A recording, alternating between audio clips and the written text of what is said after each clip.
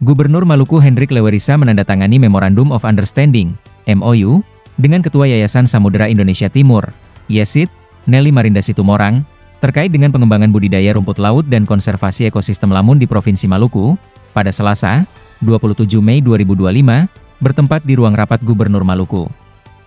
Penandatanganan kerjasama dimaksud sebagai langkah strategis untuk memperkuat ekonomi biru dan mempercepat pengelolaan sumber daya kelautan berkelanjutan, dan bertujuan untuk menjadikan Provinsi Maluku sebagai pusat budidaya rumput laut berskala global sekaligus model konservasi ekosistem pesisir yang terintegrasi.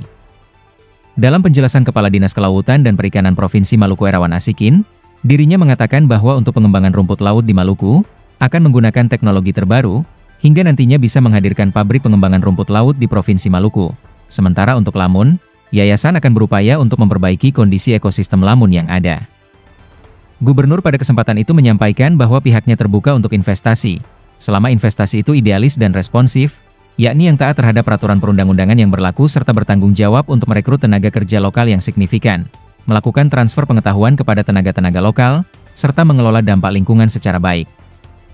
Hadir juga pada kesempatan itu pimpinan OPD terkait lingkup pemerintah Provinsi Maluku, Kepala Dinas Kelautan dan Perikanan Provinsi Maluku beserta jajaran, Wakil Rektor 3 Universitas Patimura, akademisi dari Fakultas Kelautan dan Perikanan Unpati, Balai Perikanan Budidaya Laut Kota Ambon, serta para stakeholder. Bagi kami pemerintah provinsi, kami kan terbuka untuk investasi, itu prinsip dasar. Kami terbuka untuk investasi, sepanjang investasi itu adalah investasi yang etis dan responsif. Itu adalah sikap ideologis pemerintahan. Saya perlu jelaskan bahwa etis dan responsif itu maksudnya investasi yang patuh dan in compliance dengan semua peraturan perundang-undangan yang berlaku.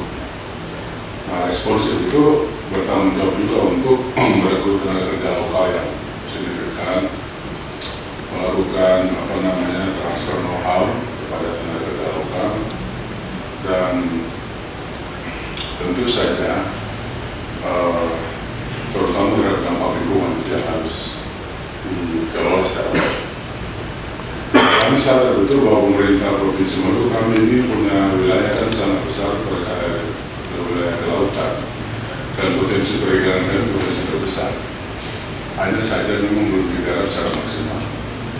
Misalnya soal potensi lahan perikanan budidaya kita mencapai 158.485,58 hektar, ya kan, ini kan baru belum tergarap secara maksimal. Ini potensi yang bagus sekali. Dan kepada investor mana saja yang mau masuk dan mau menggarap potensi ini, silakan.